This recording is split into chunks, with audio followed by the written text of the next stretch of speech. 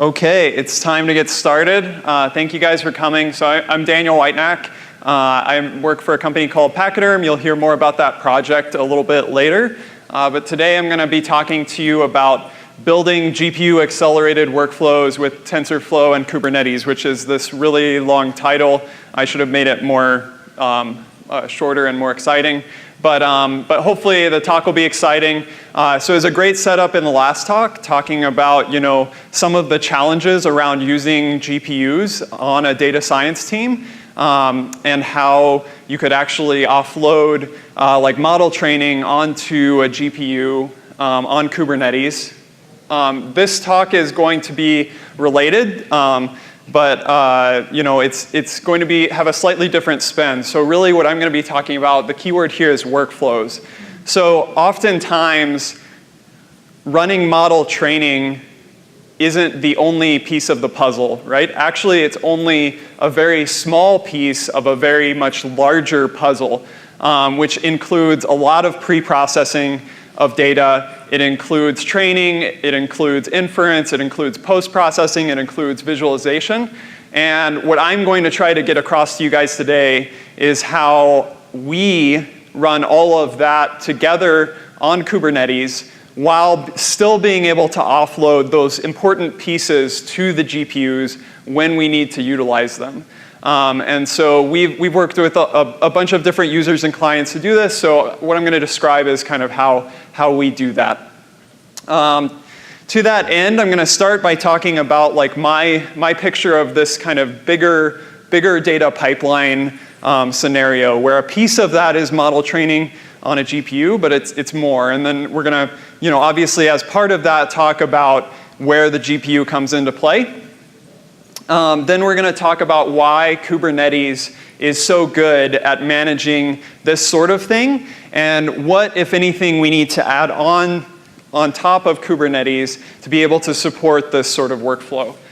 And then all of you guys are a technical crowd, so I know you won't believe any of that. So then I'm going to go right in and to a live demo, and we're going to try to deploy a bunch of TensorFlow and data processing stuff on Kubernetes and switch between CPU and GPU nodes.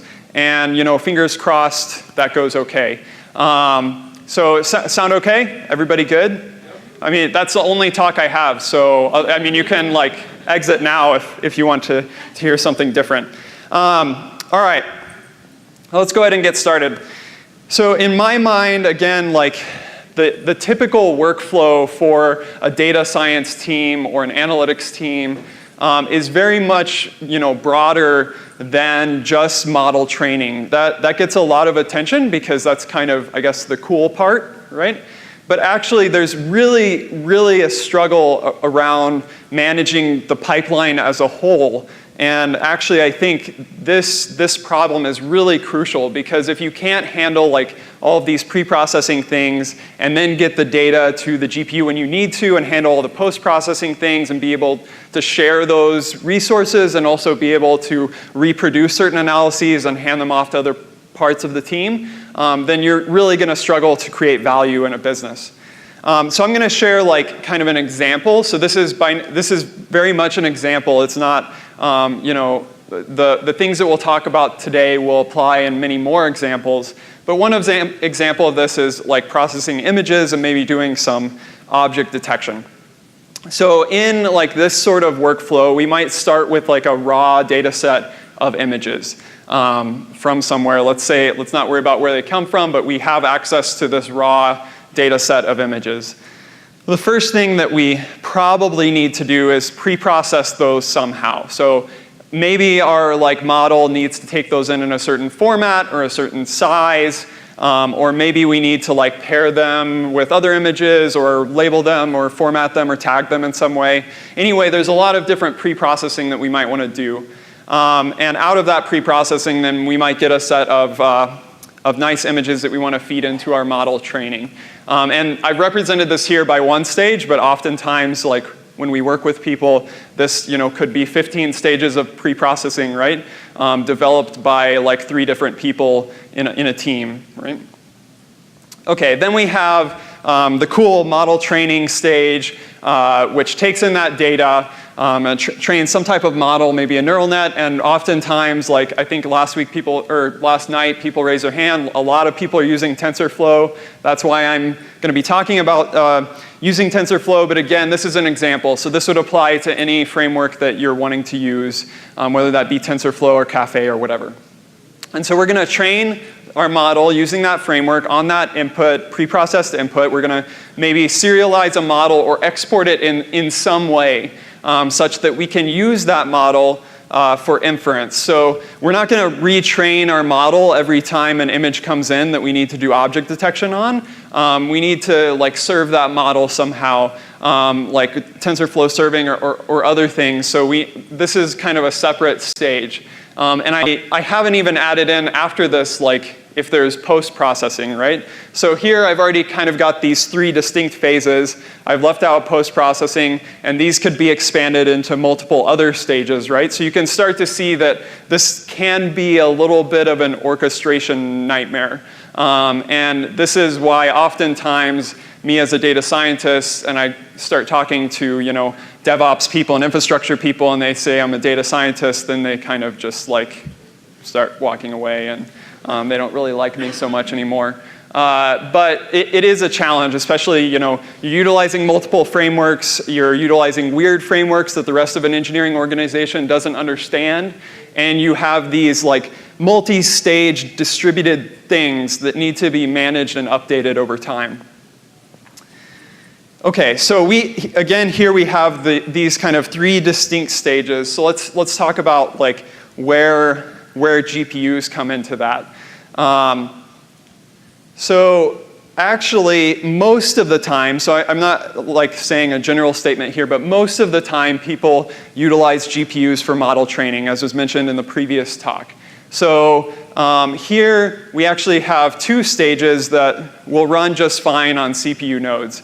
So like basically our whole workflow, however many stages we do for preprocessing and inference, let's say that we can run that on CPUs. And then we have this one stage that we want to run on a GPU node. This is pretty essential for a lot of teams that are building models at large scale. They need to run this training on a GPU, but they also need to interface that with these other stages of pre-processing, post-processing, inference, and all of that stuff. Okay, so that's kind of the general picture that I wanted to have in your mind. So really, I mean, we know from previous talks and more talks that will be today and other things you've seen online that we can utilize GPUs in Kubernetes. But really, like, I don't think there's a lot of content out there and tooling around actually managing this sort of workflow on top of Kubernetes, outside of scheduling the individual pieces.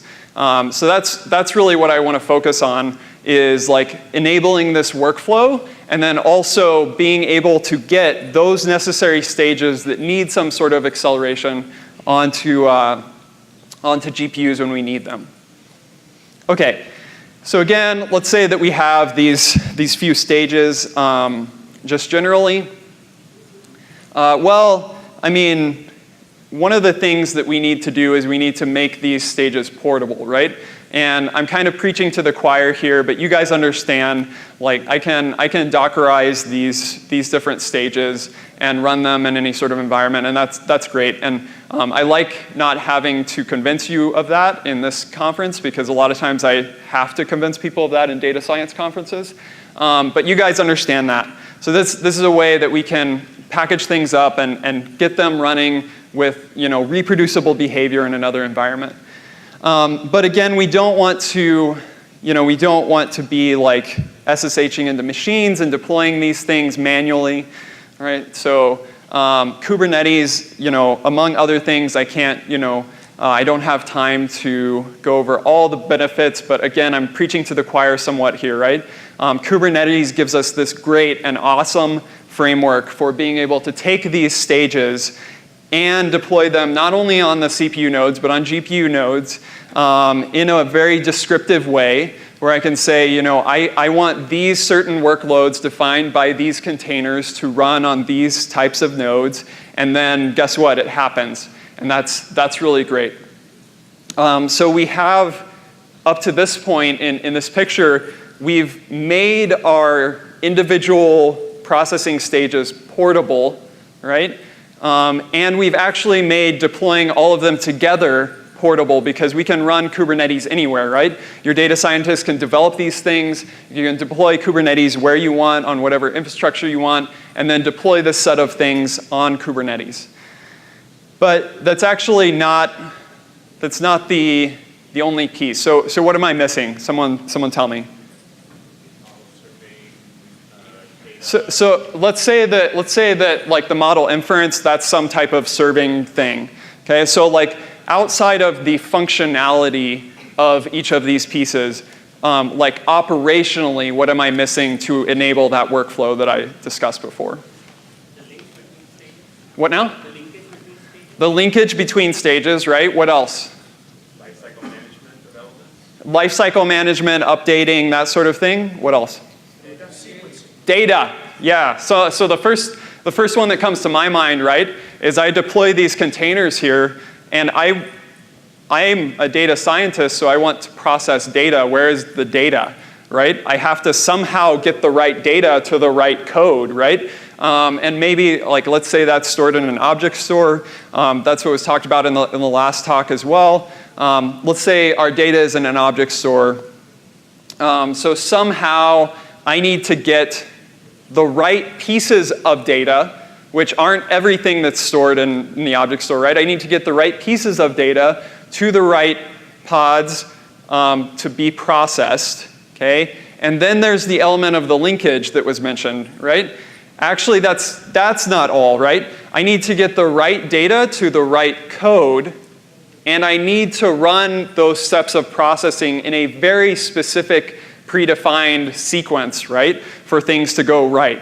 And so, like, Kubernetes provides this really great framework and foundation, but similar to, like, you know, how like Borg is different in Google than what Kubernetes is, and Borg includes a bunch of these pieces that fills gaps in the context of what Google's doing.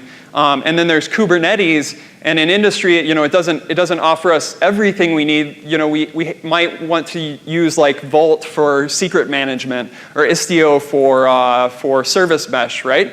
So somehow we need to like fill this gap of like getting the right data to the right code in the right order on the right nodes, right? So so really what I'm saying is, like, Kubernetes is great for ML because, you know, we can have this portability, we can have scalability, we can have, you know, auto scale, all of these great things that you guys, that's why you're here. And those things are directly applicable to machine learning. But we need a little extra sugar, okay? And this extra sugar is actually really important and not that trivial. So we need to get the right data to the right code. We need to process the right data with the right code on the right nodes, right? So whether that be a CPU workload or a GPU workload. And we need to trigger the right code at the right time with the right data on the right nodes. You guys get the idea. So this is really this is really what I believe, you know, we need, and what our team believes we need. But as was mentioned up front here, so this is like operationally kind of what we need to enable this. It would be nice as a bonus as well, to be able to actually have some concept of maintaining this over time and making sure that we do it in a sustainable way, which also means that we need to be somehow tracking what's going on. We need to be versioning what data ran with what code on what nodes at what time. And we need, especially if you're working with like healthcare or finance data, we need to stay compliant and be able to reproduce and have the provenance of what we did at what points in time. So all of this together is what we put together in the open source project Pachyderm. So Pachyderm is the open source data pipelining and data management layer on top of Kubernetes. So what I really mean by that is there's data pipelining and there's data management. So we need to get the right data to the right code, which is related to this sequence of things and data pipelining. We also need to somehow manage that data. We need to shim the right data to the right code. We need to collect output data, right? So all of these pieces that enable what we talked about before, getting the right data to the right code on the right nodes at the right time, this is that layer for Kubernetes.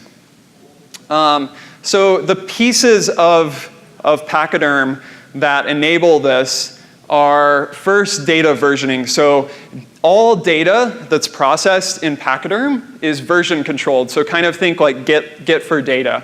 You can set up collections of data and commit data in there, make changes, and we'll track all of those changes.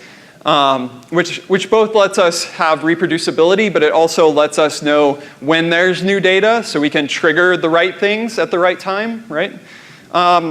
Obviously, since we're running on Kubernetes, we use containers for analyses, and this is actually really important. It might be lost on this crowd, but the set of tooling that data scientists use, like we might take for granted that containers provide this unified layer, but they struggle so much, and I struggled so much in my past with all of this diverse set of tooling and being able to string it all together. So being able to use TensorFlow when I need it and then connect that output to R and do some visualizations, and then someone else builds some weird thing with Julia or something, and we do that. So that gives us like a unified framework for saying our basic units of data processing are containers. We're unopinionated about what you run in those. Run TensorFlow, run R, run Python, run Julia, run a bash command. We don't care. Next, we kind of combine the containers for analyses with the data versioning to build up pipeline or build up distributed pipelines or DAGs of processing, where these containerized processing stages subscribe to version collections of data descriptively. So you say, I want to process this data with this image, and you build up this DAG of processing steps, which is also scalable and parallelizable. And finally, because we're versioning all the data, and we know what Docker images we're using for each stage, we actually have complete, quote unquote, provenance for any data anywhere. And what I mean by that is we can produce a result, and then if we want to know all of the other pieces of data and the states of those pieces of data and the states of our Docker images, all of that, when we produce that result, we can get all of that information very easily, which helps both in terms of compliance and maintainability and debugging and all of that stuff. Just to, again, I know we're with the technical crowd here, so I want to definitely don't want to leave without kind of giving you a few more of details before we jump into the demo. So Pachyderm, again, it's a layer that runs on Kubernetes. So Kubernetes forms the base. This gives us most of what we need, right? Pachyderm runs as a pod on top of Kubernetes, and then it talks to an object store, which is where all of the data is backed. And we talk to that Pachyderm pod and tell it, we want to process this data with this code, and then Pachyderm talks to Kubernetes under the hood and then spins up whatever pods are needed to do that processing. So if I have an inference stage or a training stage running TensorFlow, then I can spin up however many pipeline workers under the hood to do that processing for that stage. And then there'll be other workers, which are just pods, to do the processing for the other stages. Okay. So enough of my blabbing. Let's get to the good stuff. Okay. So I've got a demo here. This is, sorry about the fuzzy text. I think the terminal will be a little bit better. But just to give you an idea, so this is like a dashboard that you can have, that you can look and see what's running as Pachyderm pipelines. And I have this pipeline running here. I'll show you on the back end what that looks like here in a second. But just to kind of illustrate here, I'm doing image-to-image translation with TensorFlow, which means like an image comes in one style, and I want to transfer it to another style. In this particular case, I want to bring satellite images in and kind of automatically transfer their style to like Google Maps images. Okay? So here in training, so each of these blue dots here represents one of these version collections of data. Remember, this is kind of our first piece of the puzzle. And in this version collection of data, I have a bunch of images that I can use for training. So I want to be able to translate images like what's on the left to images like what's on the right. Also, in my input here, I have two input images, and I want to say, okay, I want to take this image and I want to translate it. So this is my input that I want to utilize my trained model to transform. And so my inputs are that training data, and then that input data, or input images. Then over here on the left, I do the training. So this next stage here is the training. Then I do just some model export. So just by the way that the scripts are set up, I just changed the format of the model. And then that model is used in a generate stage along with the pre-processed images. So I have a stage of pre-processing, and then I feed those together into the generate stage, which generates output images. So remember, so each of these collections is one of those version collections of data.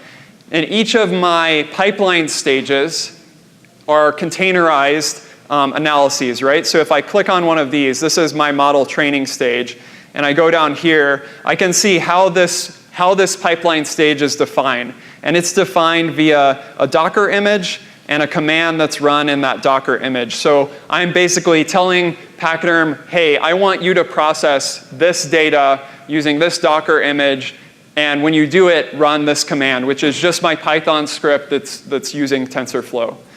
Okay? And each of these is defined in a similar way.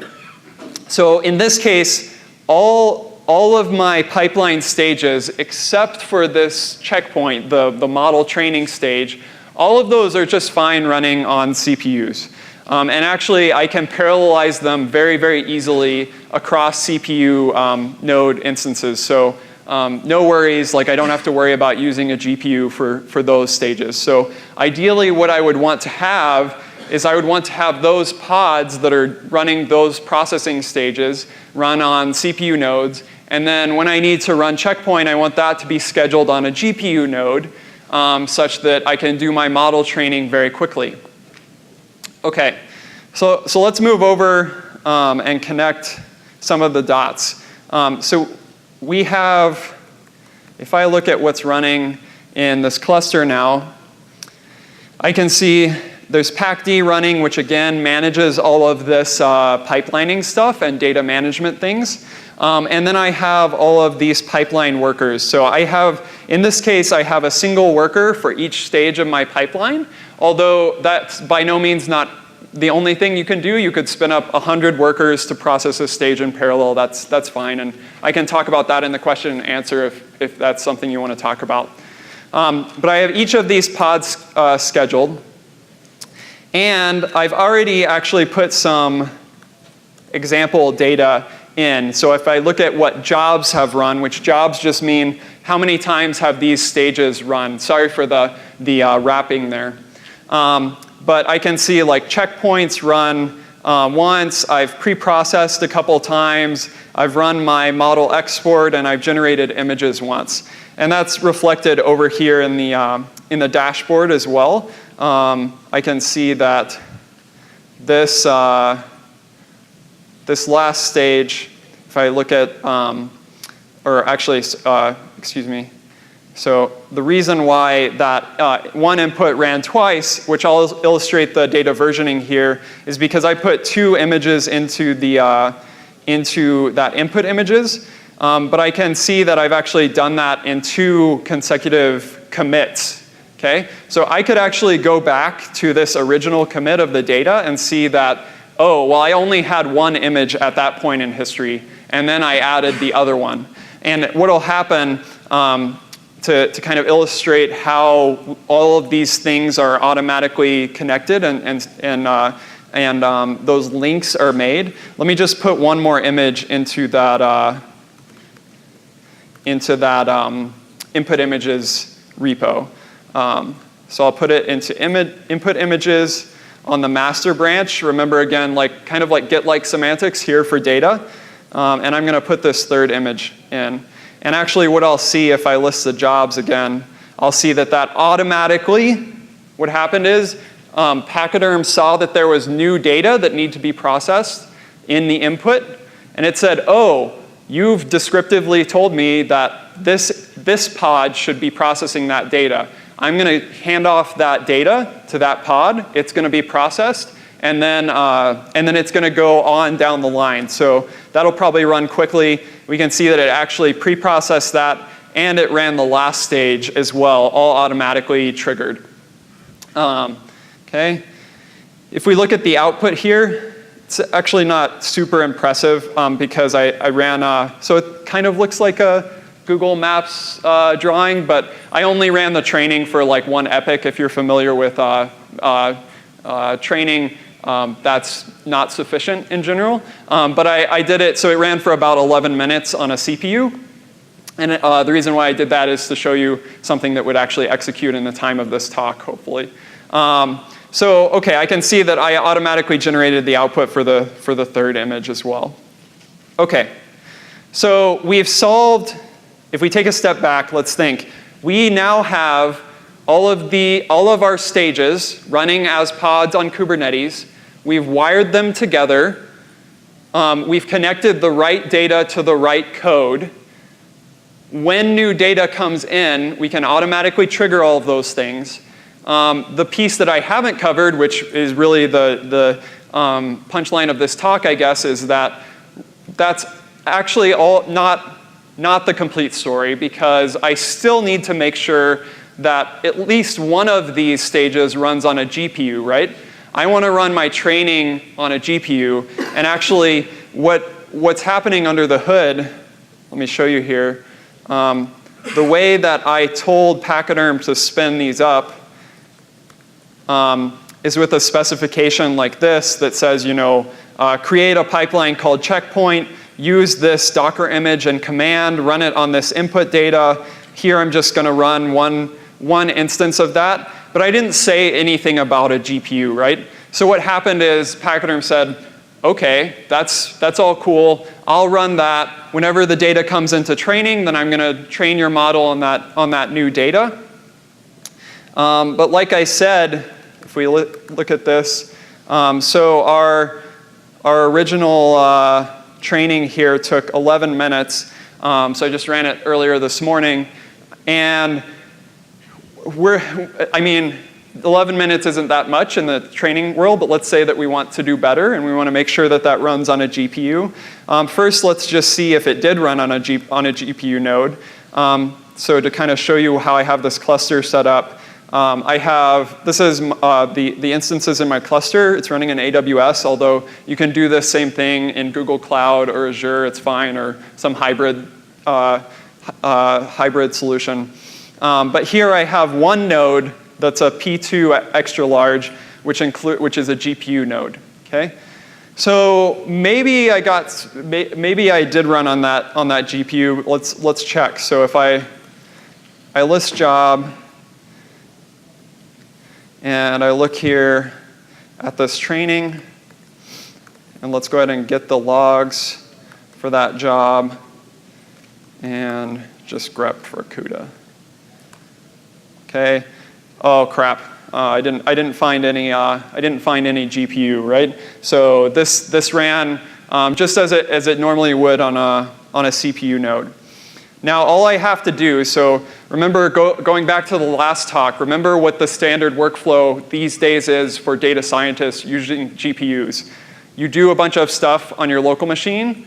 Maybe you do some stuff in the cloud or on a cluster with CPU nodes.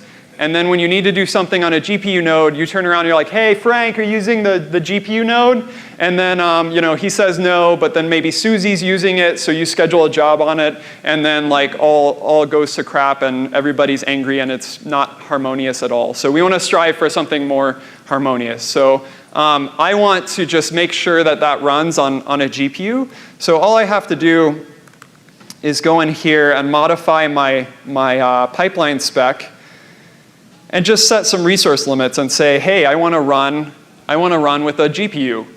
Okay? And then here's where you can cross your fingers. Let me just update that. And I'm going to reprocess, which means I want to reprocess with the updated spec. Oops. Let me actually do this. Sorry. With the GPU. Let me actually, just a second. You didn't cross your fingers quite good enough because I forgot the GPU tag there. So let me delete this other job that's going to run another 11 minutes, and I don't want to keep you guys from lunch. Okay. Now let's see what's running. All right, so now we have this checkpoint running again. Let's see. Let's get the logs again.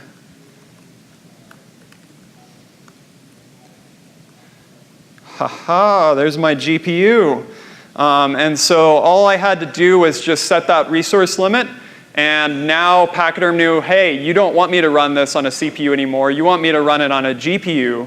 And then it talked to Kubernetes under the hood and it said, hey, this needs to run on a GPU, and it was scheduled on a GPU node. And then it recognized the drivers, boom, we're off to the races. The rest of the things are still going to run on the CPU nodes. Everything's still wired together, so when I output this model from the GPU training, it's still going to be supplied to the other stages that are running on CPU nodes, and then I'm golden.